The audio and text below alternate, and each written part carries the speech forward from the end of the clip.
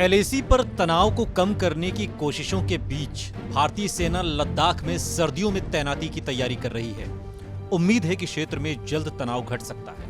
भारत और चीन के पास इस क्षेत्र में लगभग 50,000 सैनिक तैनात हैं। सैनिकों के साथ टैंक, आर्टिलरी और एयर डिफेंस मजबूत स्थिति में है। सूत्र बताते हैं कि भारत सर्दियों में तैनाती चीन की गतिविधि और तैनाती के अनुरूप करेगा।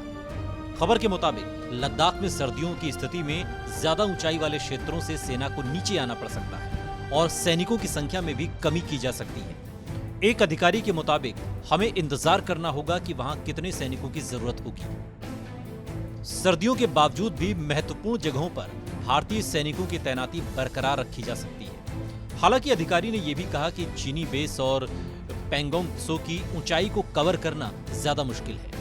ऐसे में पीएलए की स्थिति इलाके में अस्थिर जैसी नजर आती है। दूसरे सैन्य अधिकारी के मुताबिक सर्दियों के दौरान तैनाती के लिए दोनों पक्ष तैयार हैं। चीन ने इस दौरान बेहतर कम्युनिकेशन के लिए फाइबर ऑप्टिकल केबल की व्यवस्था भी कर ली है। पैंगोंग त्सो के उत्तरी और दक्षिणी छोर पर कुछ इलाके ऐसे हैं जहां चीन और भारत के सैनिकों के बीच की दूरी महज कुछ 100 मीटर की है। एक हफ्ते तक भारत ने दक्षिण बैंक और चुशुल उपक्षेत्र पर प्रमुख ऊंचाइयों पर कब्जा करने के बाद चीन ने भारतीय सैनिकों को वहां से हटाने की कोशिश की, लेकिन वो नाकामयाब रहे। भारतीय सैनिकों ने उत्तरी छोर पर नियंत्रण लिया।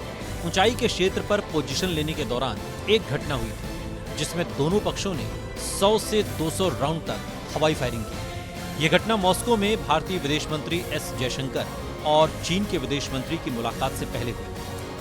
मॉस्को वार्ता के बाद भारतीय और चीनी सैन्य कमांडर 21 सितंबर को वार्ता के टेबल पर लौट आए और स्थिति को सुलझाने की कोशिश की। चीन ने इस दौरान कहा कि चुशुल सब सेक्टर में भारत ऊंचाई वाले इलाकों से पहले अपनी नियंत्रण छोड़े, जबकि भारत ने कहा कि पूर्वी लद्दाख से सभी सैनिकों की वापसी होनी चाहिए और यथास्थिति बहाल हो। सेना के एक वरिष्ठ अधिकारी ने कहा, बैठक कोई युद्ध का मैदान नहीं है, दोनों के बीच कोई सामान्य आधार नहीं। सबसे बड़ी बात, दोनों पक्षों के बीच विश्वास की कमी। गलवान घाटी की घटना के बाद से ये अविश्वास और बढ़ा है। 21 सितंबर की बातचीत के बाद दोनों पक्षों ने एक संयुक्त प्रेस विज्ञप्ति जारी की जिसमें जमीन पर संचार को मजबूत करने, गलतफहमी और गलतफहमी से बचने के लिए सीमा पर अधिक सैनिकों को भेजने से रोकने, एक तरफा रूप से जमीन पर स्थिति को बदलने से बचने पर सहमति जताई।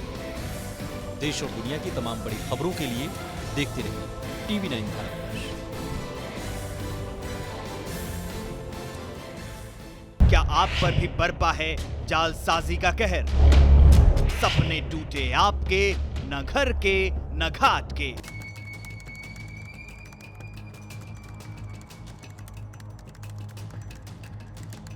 देखिए लूट घर हर रात 9:30 बजे। फिक्र आपकी,